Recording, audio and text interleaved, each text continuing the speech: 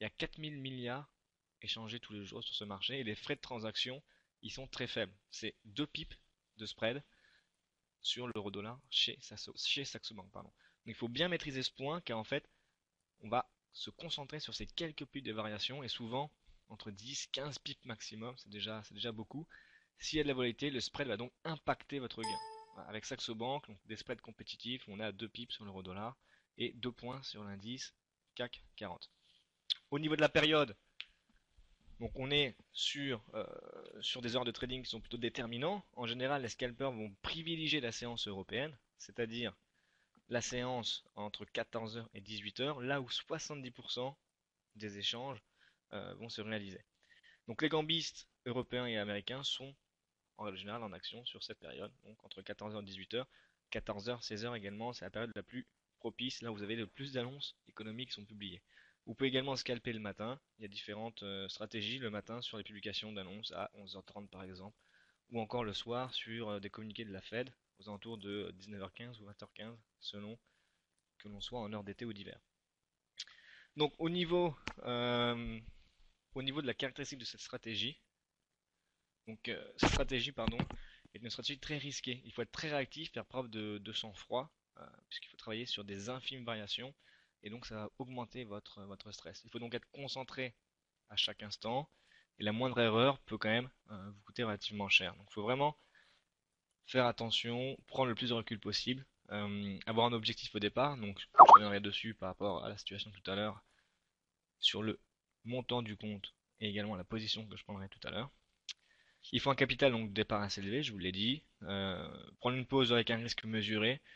On va dire, pour aujourd'hui, on va prendre une position entre 500 et 1 million d'euros dollars, voire plus si la tendance se confirme. On a un levier de 200 pour 1 sur l'euro dollar. Ça veut dire vous immobilisez une marge de 0,5%. Ça fait 5000 euros immobilisés sur le compte. Ça fait à peine 5% de la valeur de votre compte. Donc 5000 euros sur 100 000, ça fait 5%. Donc un compte à 100 000 euros s'y prête très bien à une stratégie de trading, à une stratégie de scalping. Donc chaque variation d'un pip, pour que tout le monde puisse bien comprendre l'information, un pip c'est le 10 millième, donc c'est 0,0001, et donc ça va engendrer un gain ou une perte de 100 dollars pour une position de 1 million d'euros dollars. Donc l'objectif c'est de privilégier vraiment l'effet de levier et progressif. On peut très bien commencer avec 500 000 et se renforcer à 1 million, ou commencer à 1 million et se renforcer ensuite par la suite si la tendance est bien claire. La dernière fois que j'ai scalpé, donc c'était vendredi sur les non-farm payroll, il n'y a pas eu vraiment d'indicateurs techniques, plutôt de tendance, d'indications sur les indicateurs techniques. J'ai pris une position sur, j'ai envie de dire, la cassure d'un support qui a entraîné une tendance baissière. Voilà. Et donc j'ai pris une position qui a duré de mémoire à peine 30 secondes. J'ai fait un aller-retour sur le support pour gagner à peu près 400 euros en quelques secondes. Le but c'est pas de prendre un maximum de positions. Le but c'est voilà, si vous avez une demi-heure, une heure à consacrer dans la journée, vous vous positionnez 30 minutes avant à peu près, vous analysez les cours et ensuite vous scalpez. Vous prenez position sur la tendance, tout simplement. Le scalping, ça s'adresse à des personnes qui ont envie euh, d'optimiser du temps sur des stratégies, en tout cas, sur du trading. On n'a pas forcément beaucoup de temps, mais on sait ce qu'on fait, on sait que c'est spéculatif, on sait que c'est une stratégie agressive, et donc vous pouvez aller prendre position sur ces quelques pics de variation. Alors l'intérêt de la stratégie, on va la voir ensemble, c'est donc profiter très très très rapidement des accélérations haussières et baissières des cours, accumuler des profits sur un horizon très court terme et profiter des accélérations après l'annonce d'une statistique importante. Donc le plus difficile c'est de savoir couper ses pertes et ses profits. Si je veux gagner par exemple en objectif 700 euros, à l'inverse je couperai mes pertes sur 300 ou 400 euros. Si je vais chercher 4-5 pips de gain, je vais couper à 2 ou 3 pips. Tout dépend de votre ratio. Sur le scalping, en même temps, vous êtes devant votre ordinateur, donc c'est à vous de voir ce que vous souhaitez supporter comme perte. Il n'y a pas vraiment de ratio prédéfini, il n'y a pas vraiment de méthodologie prédéfinie dès le départ. Alors, le but, c'est également donc de profiter de l'euphorie de marché après l'annonce et essayer de déterminer la tendance du cours pour pouvoir vraiment euh, profiter justement de cette euphorie après l'annonce macroéconomique.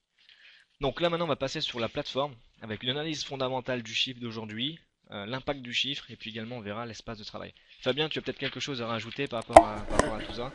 Non, ouais, donc ouais, toi, c'est vraiment du scalping ce que tu fais. Simplement, ouais, tu parles des nouvelles. C'est uniquement les nouvelles que tu scalpes ou ça t'arrive aussi de prendre des positions de scalp en dehors des nouvelles dans des conditions de marché relativement normales, mais sur des signaux précis, par exemple? Non, ça va être uniquement sur des annonces macroéconomiques, uniquement. Le reste de la journée, je me positionne pas. Donc ça va être vraiment sur euh, les annonces macroéconomiques. Ok, ouais, bah, je suis curieux de voir alors ce que tu vas nous apprendre, parce que ouais, bah, l'un des gros problèmes quand on traite justement les annonces macroéconomiques, c'est bah, les problèmes de slippage et de spread qui s'élargissent, ce qui est normal.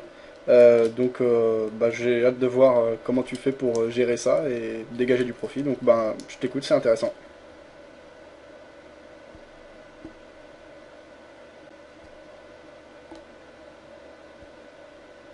Cédric?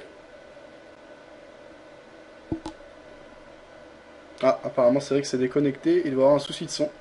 Bah, en attendant qu'il revienne, je vais continuer, bah, je vais parler rapidement pour pas que vous vous ennuyiez. Donc ouais, bah moi le scalping c'est pas quelque chose que je fais parce que bah, justement j'ai des difficultés à gérer la taille du spread, le slippage, ce qui est normal. Hein, il y a eu même des bons brokers qui ont eu des problèmes et qui se sont fait critiquer, mais le slippage, ouais, ça fait partie du trading et du forex. Et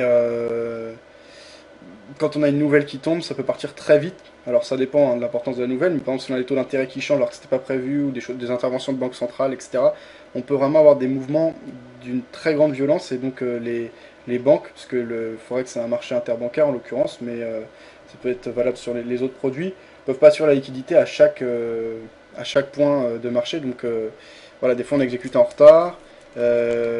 Pour pallier à ça, bah, pour avoir une bonne exécution tout de même, les brokers propose bah, des spreads plus larges et bah, ça rend difficile les prises de profit puisque si vous partez avec un spread qui habituellement est de 1,5 ou 2 sur l'euro dollar et lorsque vous avez une news il passe à 10, bah forcément ça va vous manger déjà 10 pips et pour réaliser des profits dans ces conditions c'est très délicat. On va dire que vous partez avec un gros handicap et que bah, en cas de perte ça alourdit largement votre perte, en cas de gain ça mange une grande partie de vos bénéfices.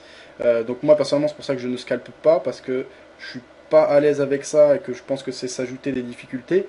Maintenant, l'avantage du scalping, comme il l'a bien dit, c'est qu'on peut être agressif en termes de money management, prendre du levier sans risquer forcément plus de pourcentage par rapport à son capital, mais profiter de grands mouvements. Parce que c'est vrai que sur les marchés, la plupart des mouvements, alors je vais expliquer Matt ce que c'est le slippage, mais la plupart des mouvements ouais, se font en quelques minutes. Si on regarde les marchés, on voit que la plupart du temps, finalement, ça varie assez peu, ce qui est logique, puisqu'il n'y a pas de vraie raison, donc on a des variations, on va dire c'est technique, c'est des ajustements, c'est des petites nouvelles, des choses comme ça, mais les marchés décalent en grande partie en quelques minutes, c'est souvent le cas, en cas de grosses news, etc. Alors je vois que Cédric est revenu, donc je vais laisser reprendre la parole.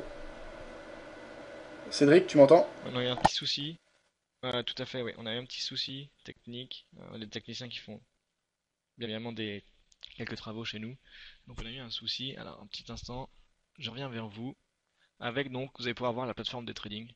Euh, Normalement, vous devez voir à l'écran la plateforme de trading. Voilà, donc alors ça c'est un espace de travail que vous pouvez retrouver sur formation-trading.com. On a mis à disposition des plateformes de trading, des templates que vous pouvez télécharger. Et donc je l'ai enregistré et vous allez pouvoir donc l'utiliser directement. Euh, donc le but pour vous, c'est de pouvoir voir mon espace de travail. Alors comment ça fonctionne? C'est relativement simple. Euh, vous, vous avez devant vous mon espace de travail. Alors un petit instant, je reviens vers vous. On a toujours des soucis de connexion. Un petit instant.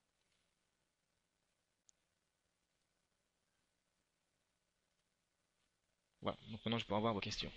Donc au niveau de l'espace de travail, donc j'ai configuré mon espace en trois écrans. Donc vous avez tout en haut à gauche un graphique en une minute sur l'euro dollar avec le PSA en indicateur technique, d'accord? En dessous un MACD et en dessous le DMI. À droite un graphique euro dollar en 2 minutes, d'accord? Avec toujours le PSA, le MACD et puis un RSI lissé.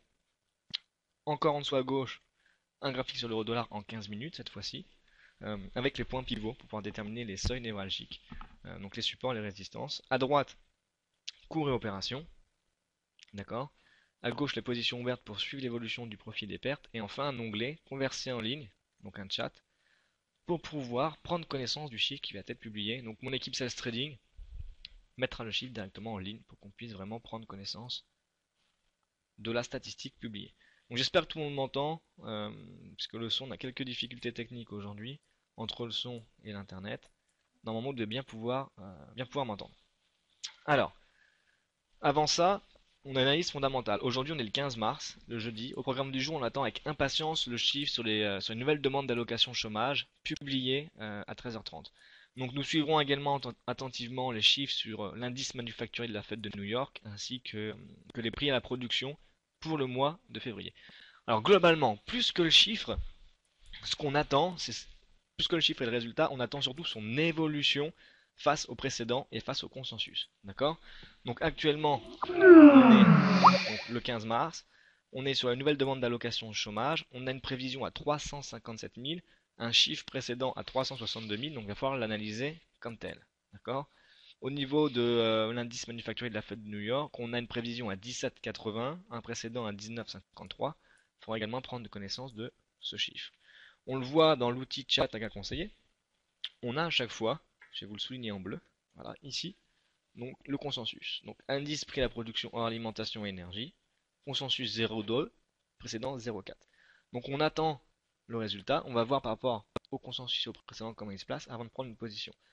Nouvelle demande d'allocation chômage, consensus 357 000, précédent 362 000, c'est ce que donc, je vous disais tout à l'heure.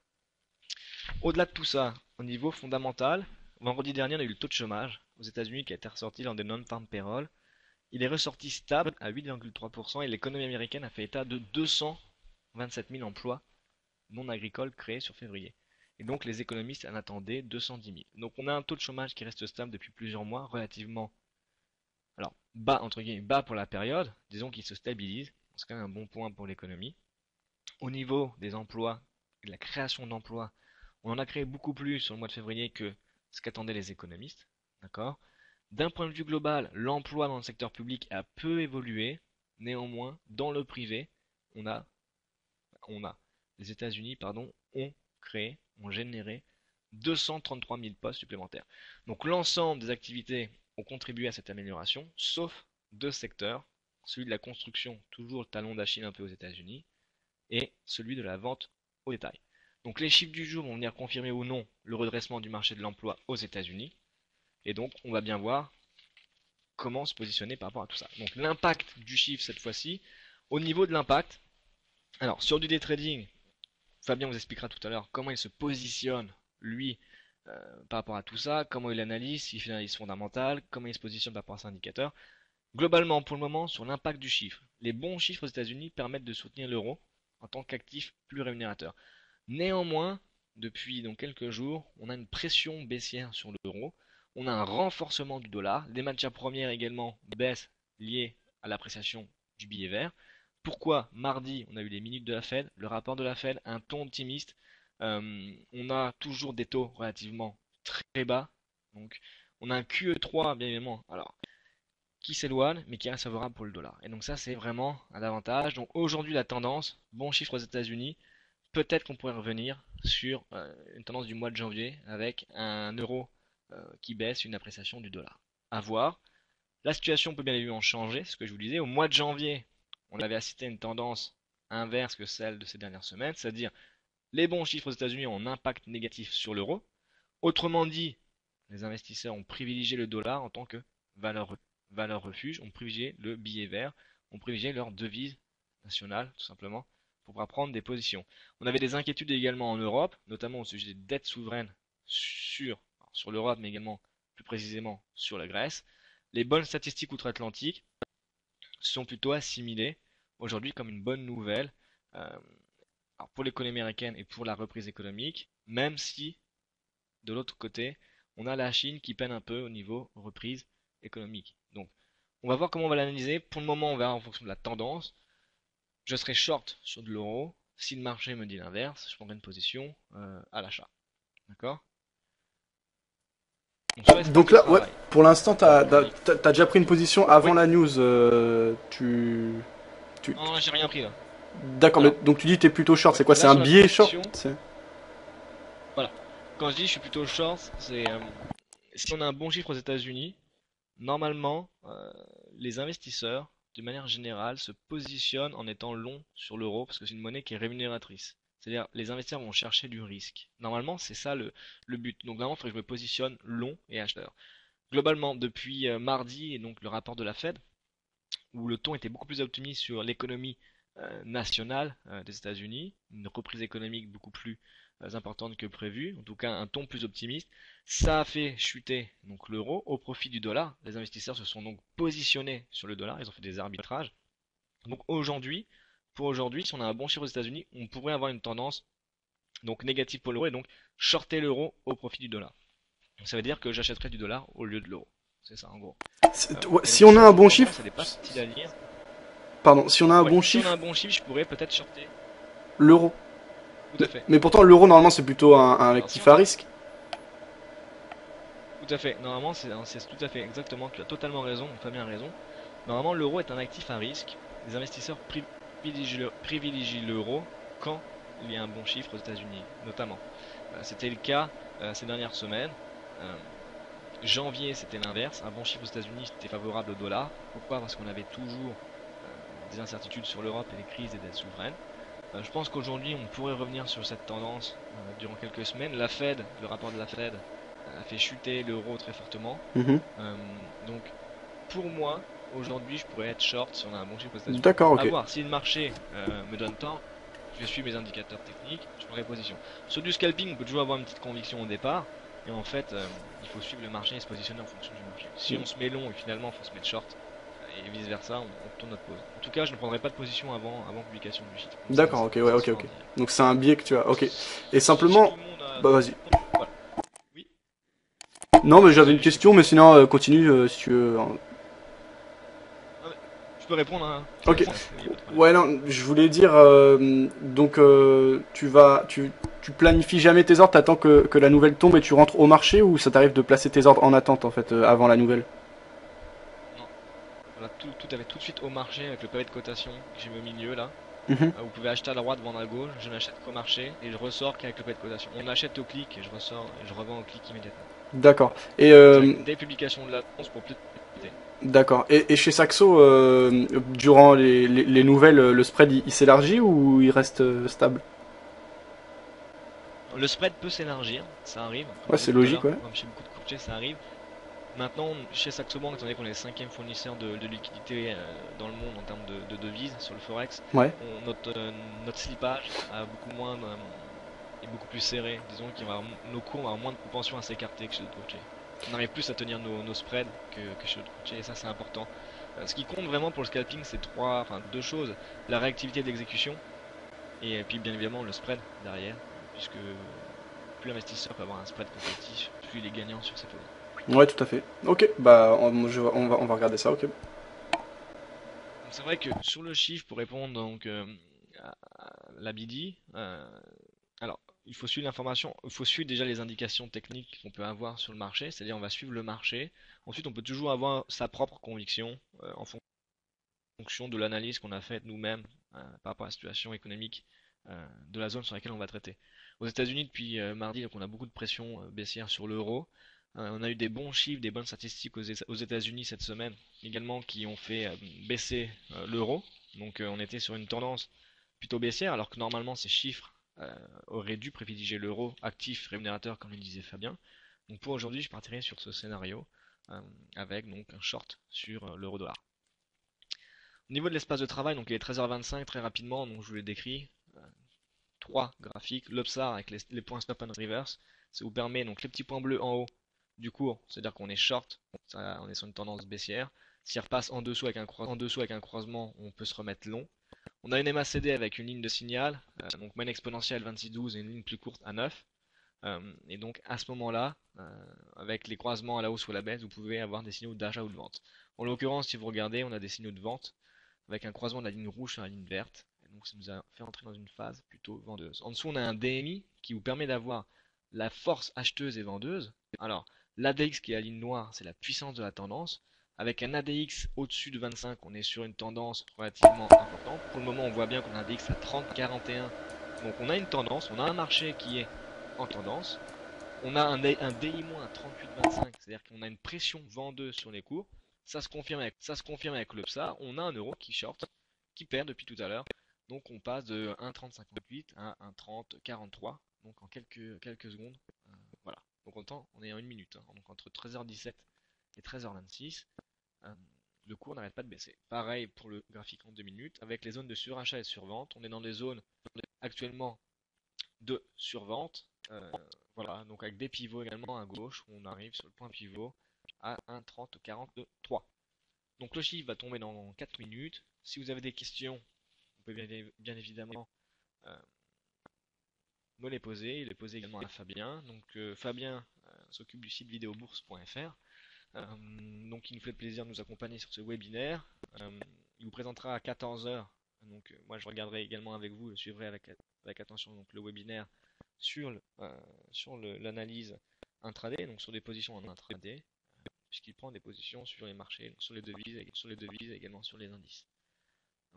Voilà. Ouais, tout à fait, ouais. 13h27, il est 13h27, le chiffre est publié à 13h30, il est 13h30 sur Converser en ligne, ici. Donc j'ai bien configuré ma plateforme, c'est pour prendre connaissance du chiffre directement par mon équipe de sales trading qui l'a publié.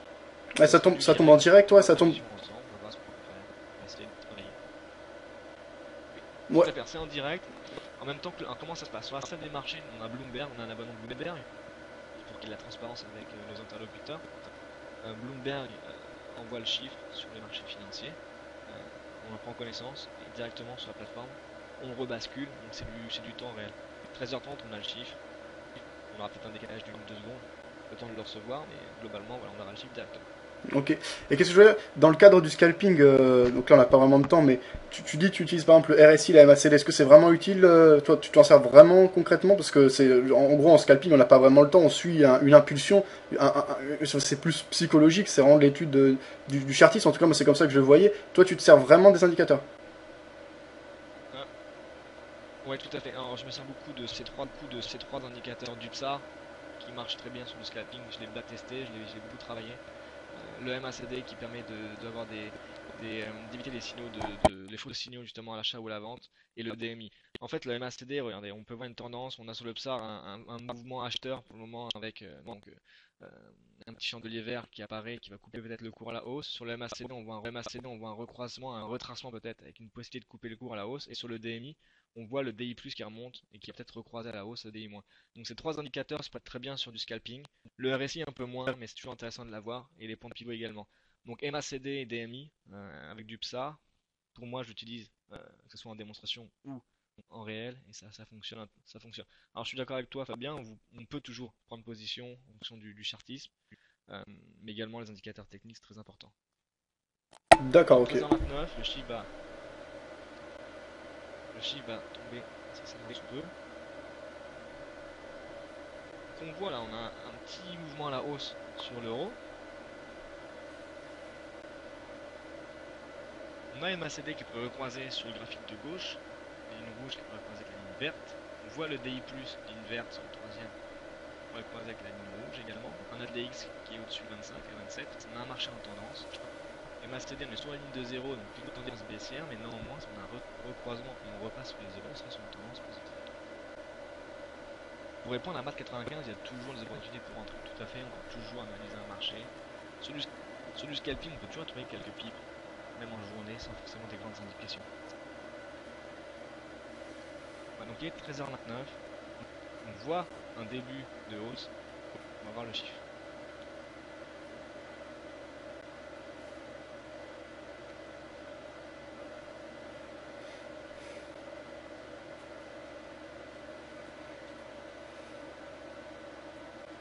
Donc 13h30.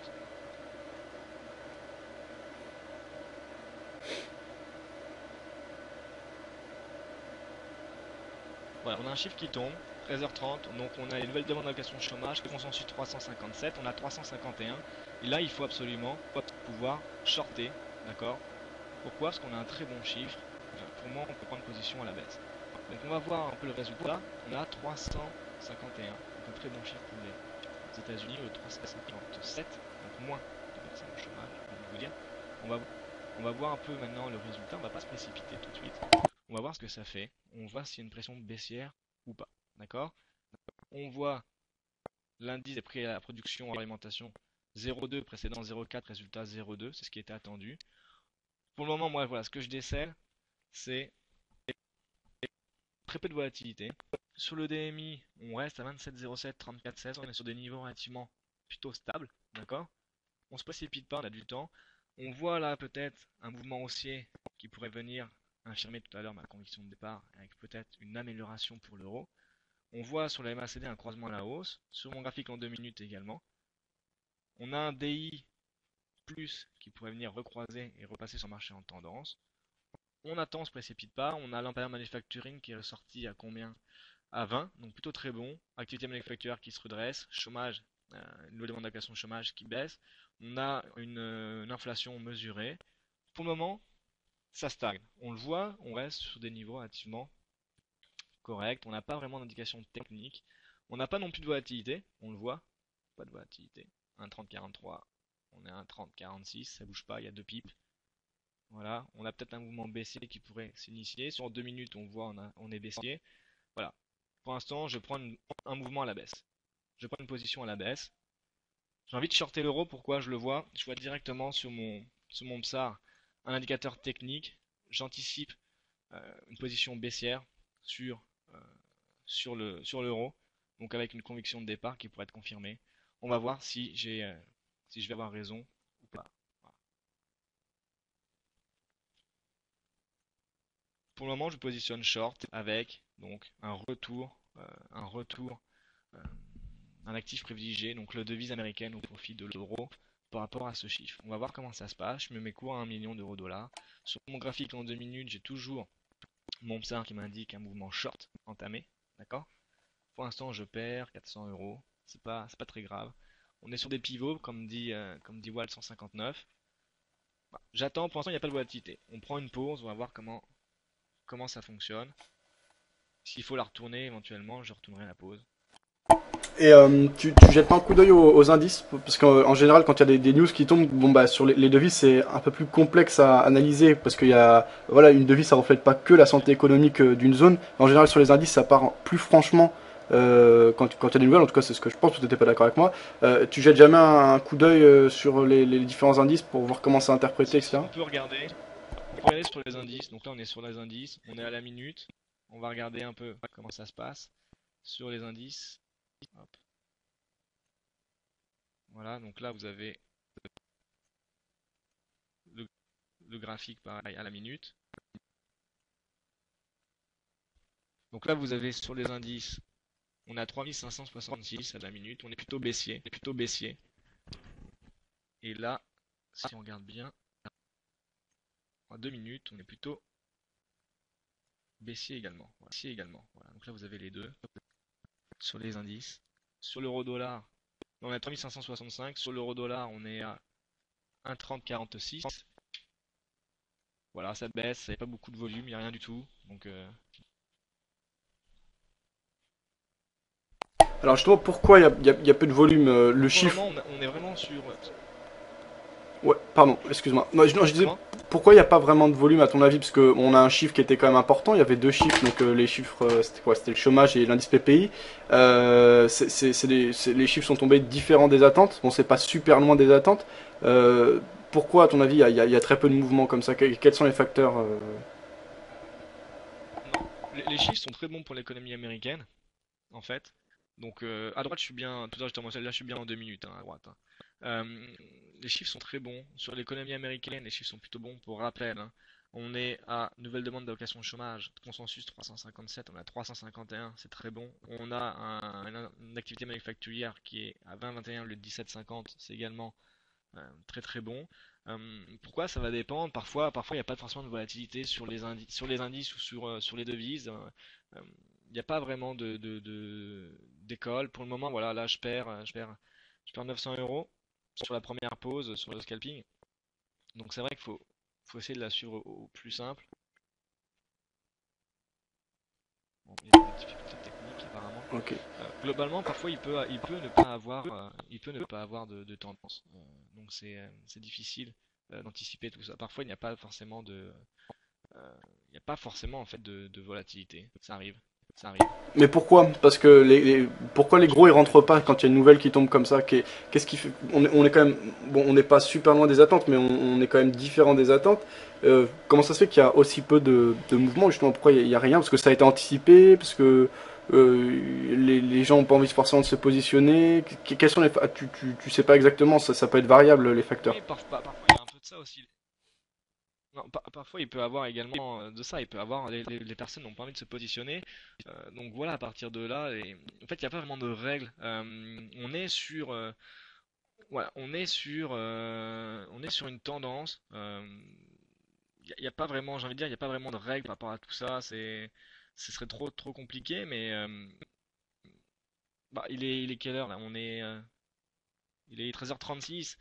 Euh, parfois, voilà, parfois on n'a pas. Voilà, vendredi, par exemple, j'ai pris une position. On est sur les non-farm payroll. Il y avait pas de volatilité. Donc parfois ça arrive. Euh, c'est difficile à ce moment-là de scalper, mais globalement on voit le retour de tendance sur l'euro-dollar. On voit que l'euro chute, le dollar s'apprécie.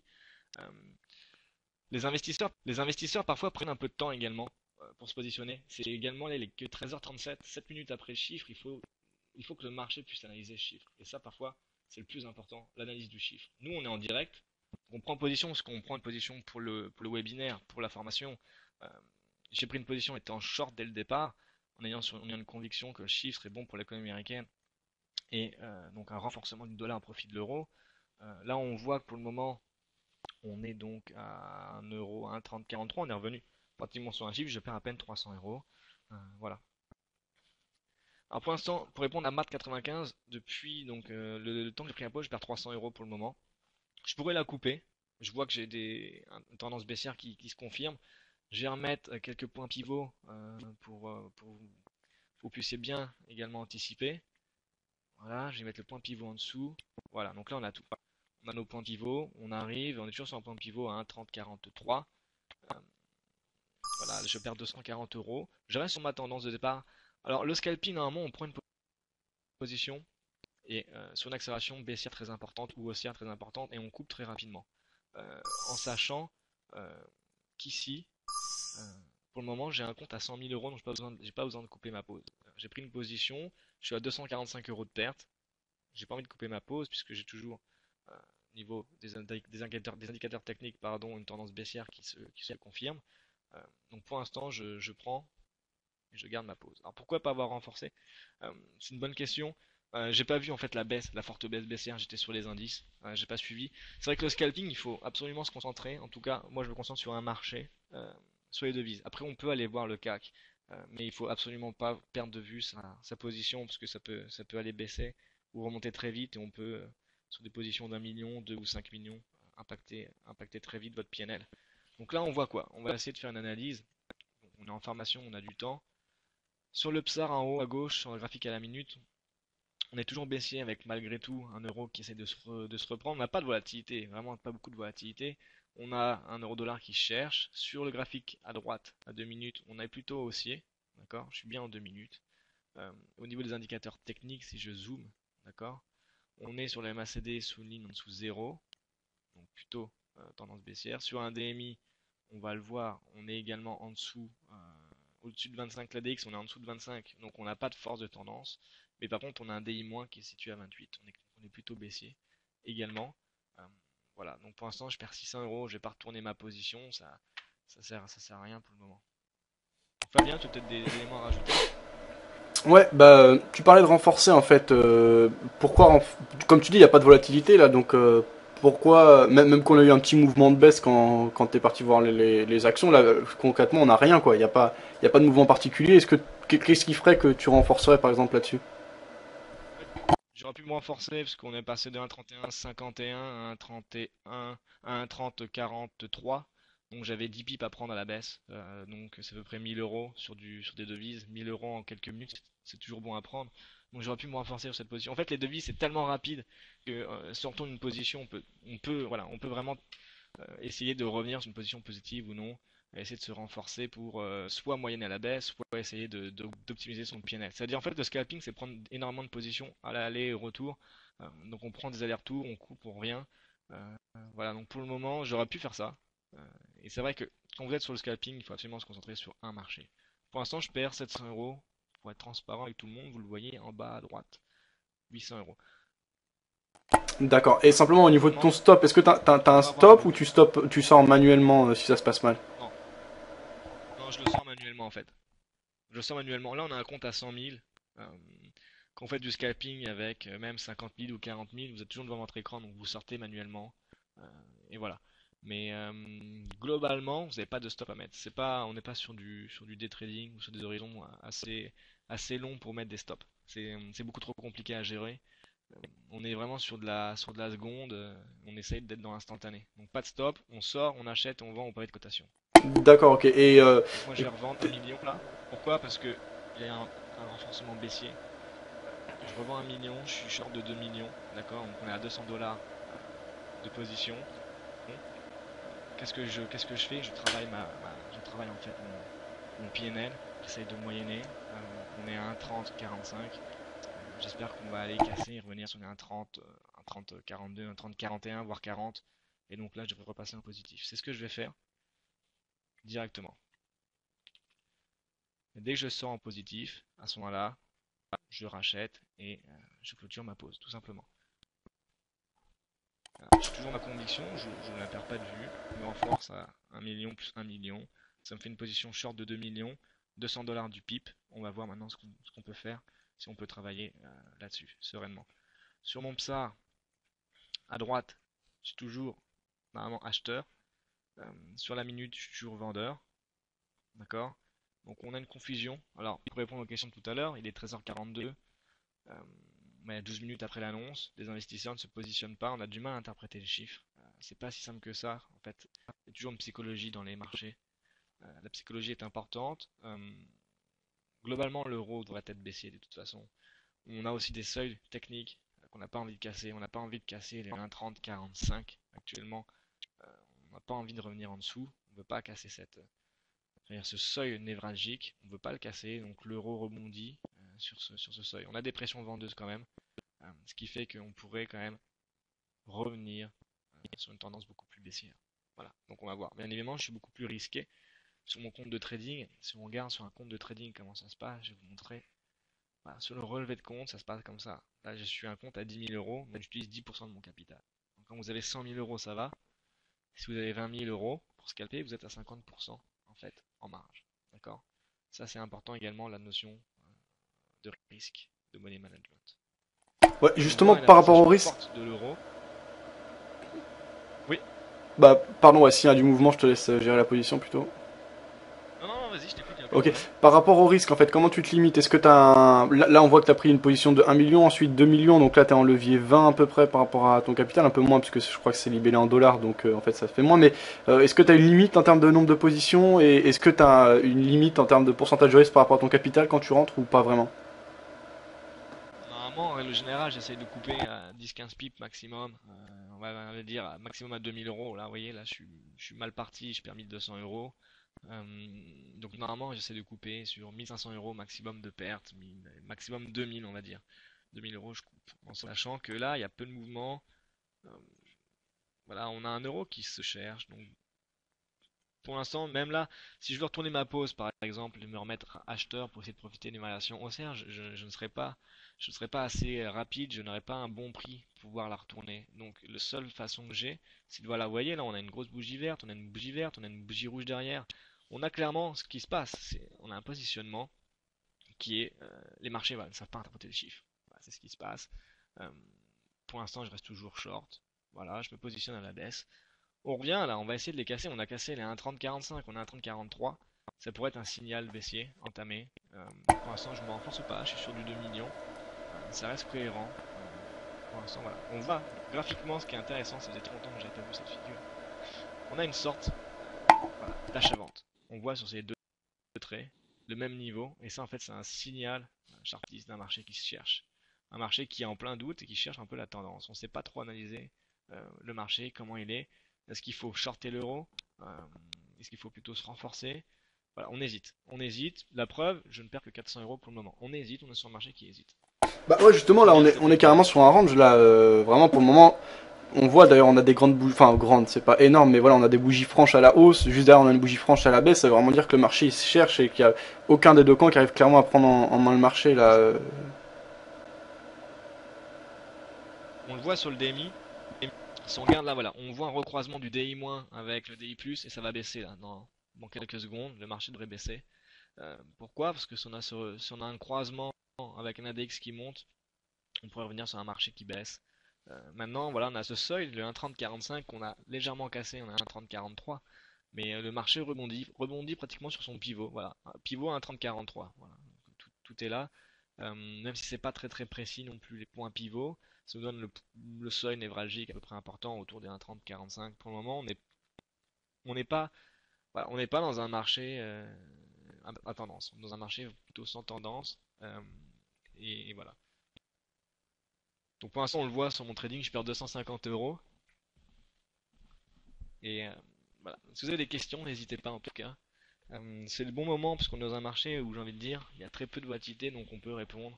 En tout cas, je peux répondre sur ma méthode et sur ma stratégie. En sachant que là, on n'est plus du tout pratiquement du scalping. On est dans une position qui est beaucoup plus longue. Le scalping, c'est plus, allez, on va dire 10 minutes, 15 minutes maximum, même pas.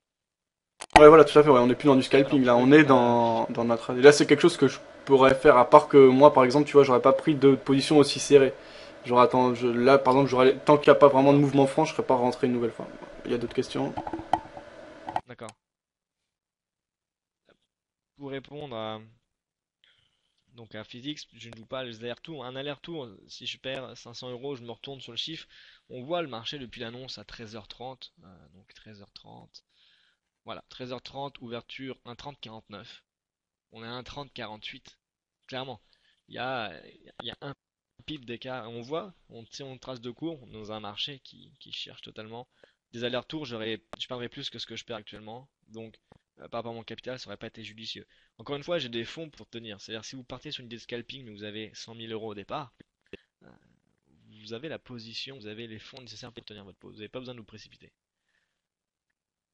Ensuite, pour répondre à Mat95, voilà, on a rarement des. Alors, j'en ai déjà fait en scalping, des retournements sur des BCE, des annonces de BCE ou de Fed, des 50-60 pips. Euh, Là, il y a pas de tendance. On voit encore un marché qui remonte. Il va remonter à un 30-51, un 30-53. Je vais reperdre des fonds.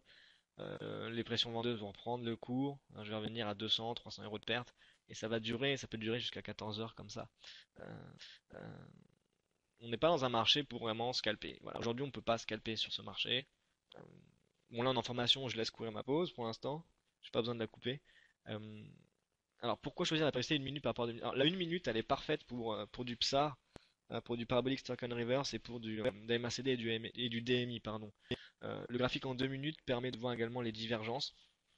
En effet, puisqu'on voit actuellement sur mon graphique à la minute, là je suis acheteur, sur mon graphique en 2 minutes, je suis plutôt vendeur. Donc ça me permet de voir un peu les divergences des cours. J'utilise euh, beaucoup plus le cours à la minute.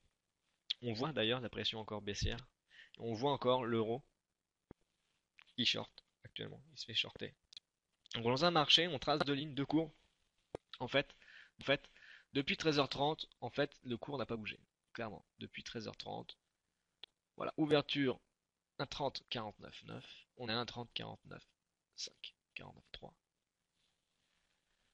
Donc sur l'éthique, alors j'ai du mal à y croire parce que les tics n'ont pas énormément d'importance sur le marché. Enfin, elles ont de l'importance, mais elles sont pas énormément suivies. C'est publié à 14h15.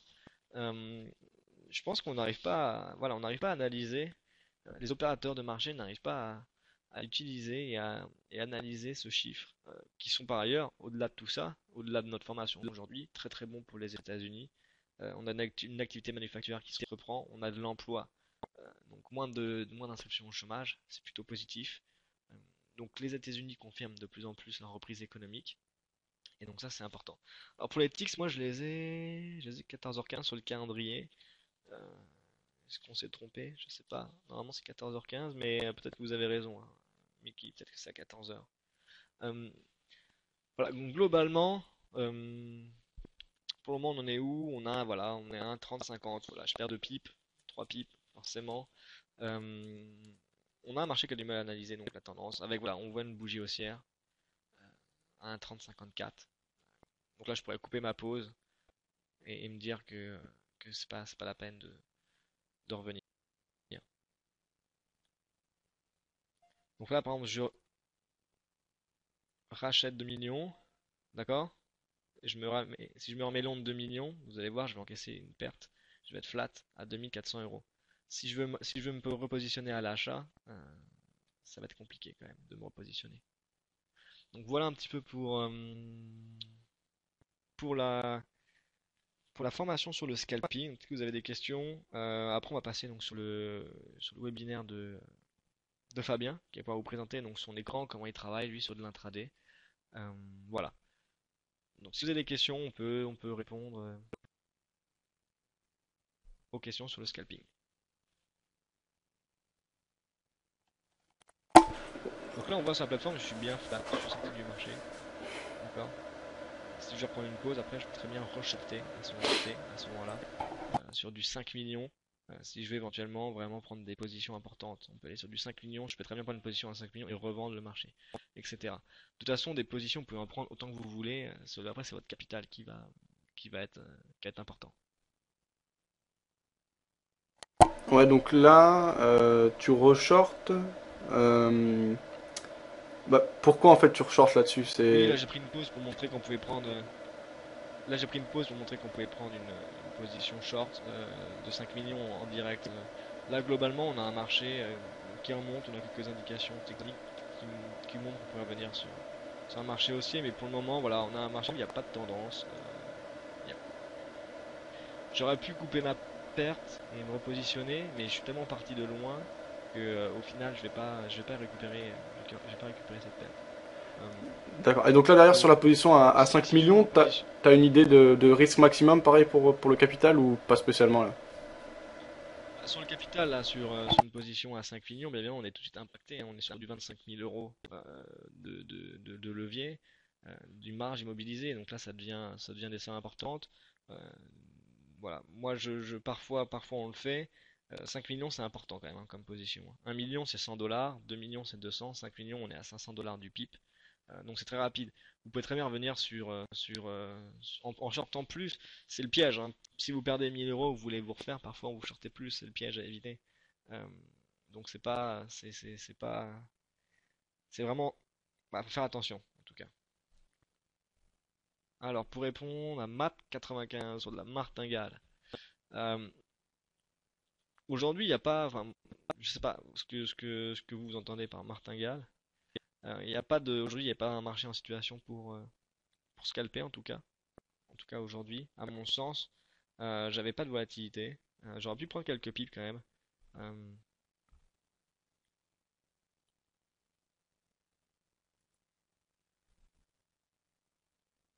alors pour répondre à Marc 60, pour scalper, grosse discussion d'Israël Trader qui perd sa performance. C'est bon en formation, c'est jamais facile de scalper dans de bonnes conditions, mais globalement le but c'est essayer de vous montrer comment on peut prendre position, comment mettre mettre un espace de travail, comment le configurer, voir comment moi en tout cas je travaille de mon côté. J'ai des collègues qui travaillent différemment. Moi je travaille sur du PSAR, du MACD, du DMI, du DRSI. Euh, pour moi c'est pas pour répondre à Marc Martin, pour moi c'est pas une martingale. On peut shorter 1 million et ensuite remettre 2 millions et reprendre 1 million pour être short de 2 millions. Ça se fait couramment, c'est possible. Tant que j'ai le capital qui me le permet, je peux très bien rentrer sur le marché avec 1 million et renforcer avec 2 millions pour prendre position. Euh, Voilà, faut juste faire attention ensuite au bout d'un moment entre sa conviction et la tendance du marché.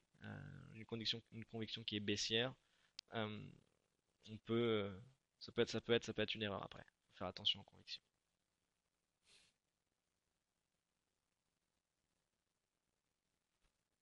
Donc il est 13h55.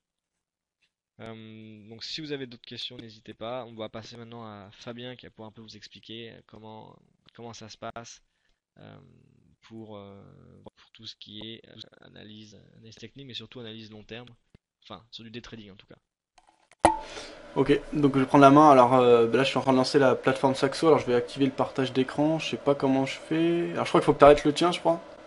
Alors attends, je vais couper l'écran.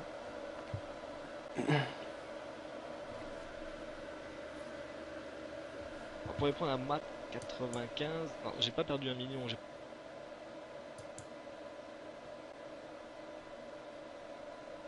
un prix d'exercice différent. Ça me permet de moyenner à la baisse. Donc pour moi, c'est pas une martingale, mais vous pouvez, enfin, vous pouvez le comprendre comme ça. Pour moi, c'est pas une martingale, hein, vous pouvez toujours.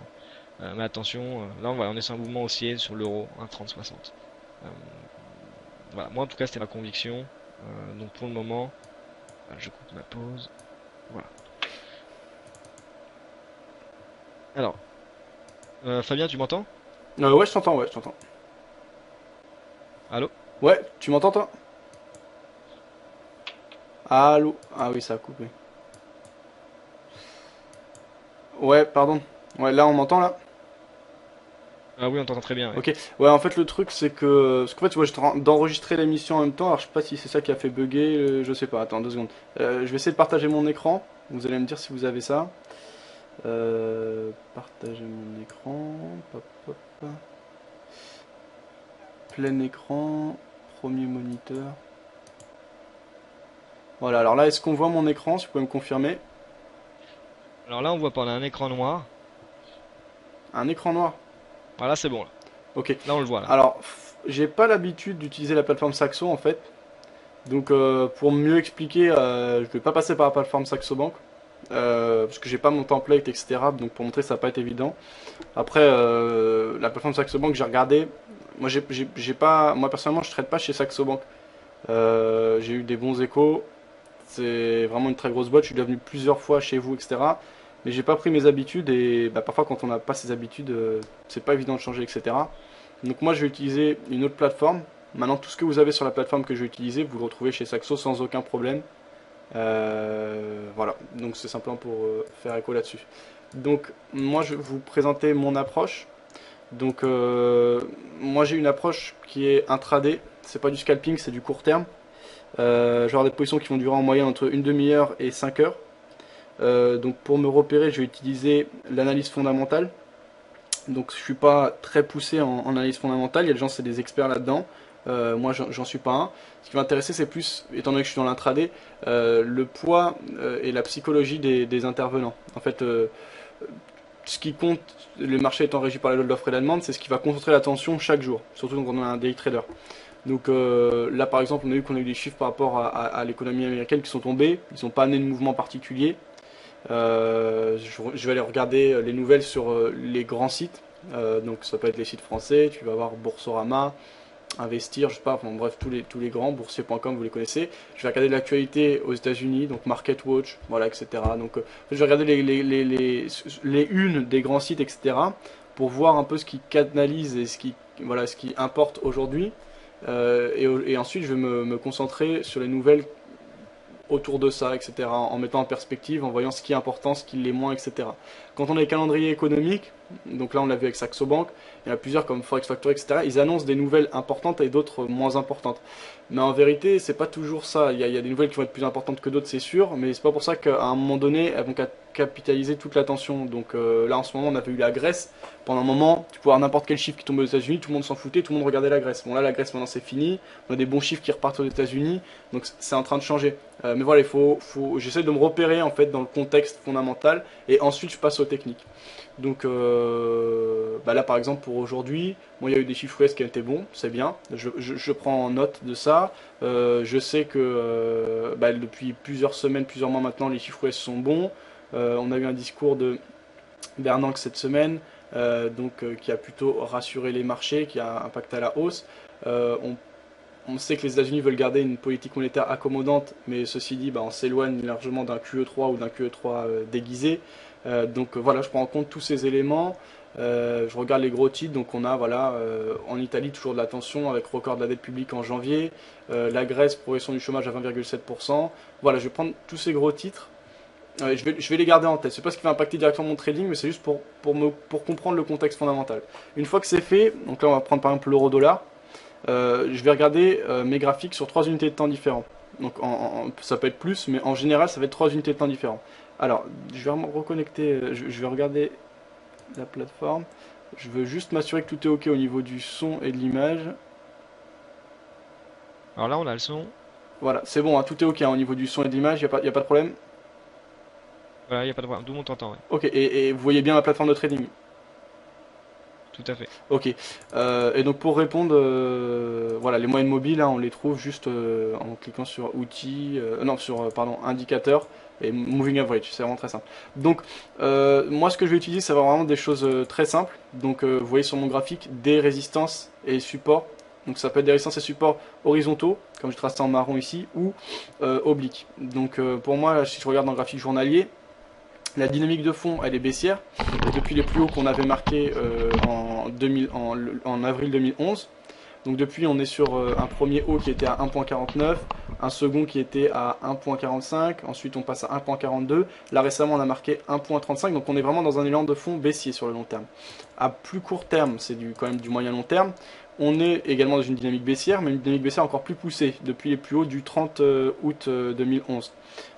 Donc on évolue déjà dans un autre canal noir. Donc on a un sous-canal à l'intérieur du canal. C'est pas les plus importants, c'est juste pour regarder les choses en perspective. Surtout que moi je suis un day trader, donc vraiment le journalier, c'est pour me faire une idée. Mais ça a son importance. Donc ensuite, si je zoome encore, je suis toujours en journalier. On a eu une phase de correction ces dernières semaines, derniers mois. Donc en l'occurrence depuis les plus bas de mi-janvier. On a marqué donc des plus hauts à 1.35 environ.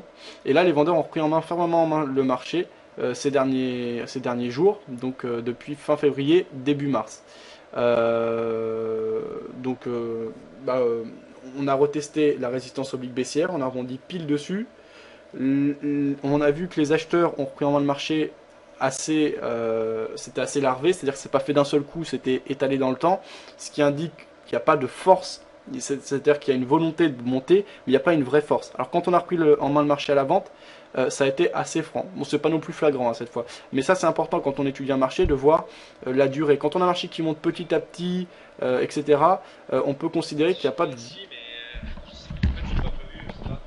Ouais, alors, non, en fait, je ne parlais pas. Ouais, voilà, c'est important pour moi, c'est vraiment symptomatique d'une force de marché. Donc, quand on monte ou on descend lentement, et que derrière on a des grosses bougies en sens inverse, ça veut dire que on a une force dominante qui est en train de reprendre en main le marché. Ça peut être intéressant de se poser, se positionner. Donc, c'est pour ça que là, moi personnellement, à moyen terme, j'avais pris une position par exemple à la vente sur la grosse bougie du 29 parce qu'on était en contact avec une zone de résistance et que c'était une reprise en main ferme avec une englobante baissière ici. Donc là en ce moment pour moi on a des vendeurs qui reprennent en main le marché, on a une dynamique baissière sur les derniers jours, sur une tendance de fond baissière. Donc j'aurais plutôt tendance à privilégier les positions à la vente dans ce contexte. Après je ne vais pas rentrer non plus n'importe comment, surtout que je suis en intraday. Donc en intraday, voilà, il faut savoir suivre le mouvement de la journée. Donc ce que je constate, c'est qu'on a une zone de support horizontal qui avait déjà été testée le 16 février dernier, que j'établis entre 1.2970 et 1.3014. Donc en journalier, en intraday là, je fais attention. Ok, on est sur une pression de fond vendeuse, mais tant qu'on est au-dessus de cette zone de support, comme on dit, les arbres ne montent pas au ciel et on peut avoir des phases de correction. Là, on est sur une temps longue, donc je vais pas prendre position à la vente aveuglément. Je vais attendre soit d'avoir des signaux francs comme la cassure de cette zone de support, soit d'amorcer un rebond. Alors là, en l'occurrence, mon choix de la journée, ça a été d'acheter. Alors ensuite, je vais rentrer dans les détails parce que ça a son importance, comment j'achète et comment je limite ma perte, etc. Donc là, en l'occurrence, aujourd'hui, j'ai pris le choix d'acheter parce que je vois que les vendeurs faiblissent à l'approche de cette zone de support, qu'on a eu un beau mouvement de baisse depuis ces dernières semaines et qu'on peut avoir éventuellement un pullback sur l'ancien support oblique haussier qui est tracé en rouge sur mon graphe et qu'on peut aller retester, qui pourra jouer son rôle de résistance. Donc foncièrement, à moyen terme, je suis baissier. D'ailleurs, j'ai une position moyen-long terme qui dure sur plusieurs jours, plusieurs semaines, qui est baissière. Là, en intraday, je serais plutôt haussier, et sachant que je peux me tromper, c'est une approche contrariante, donc contre la tendance de fond, donc c'est toujours plus délicat que d'être dans le sens de la tendance. Donc c'est un risque à prendre, voilà. Ensuite, je vais passer en H1. Donc en H1, voilà, je constate qu'on est clairement sur une dynamique baissière. Avec la résistance oblique baissière bleue, le support oblique baissier bleu, donc un canal baissier. Je constate qu'on a des vendeurs qui faiblissent un peu, avec un espèce de biseau baissier, donc ça c'est quand même signe d'un affaiblissement de la dynamique de fond. On marque des plus bas de plus en plus bas, mais on peine à accélérer franchement. Et attention, on approche d'une zone de support importante qui était les plus bas, donc on voit 1.2971. Donc je garde ça à l'esprit, et donc c'est ce qui a motivé en l'occurrence ma prise de position à l'achat ce jour. Donc je termine avec les graphes en 5 minutes. Alors en 5 minutes c'est un autre graphique, un autre template. Donc j'ai mes moyennes mobiles. J'utilise la moyenne mobile exponentielle 100 en noir, la 50 en bleu et la 20 en vert. Pourquoi j'utilise? À la base, je n'utilisais pas. J'aime bien les graphiques vraiment très simples.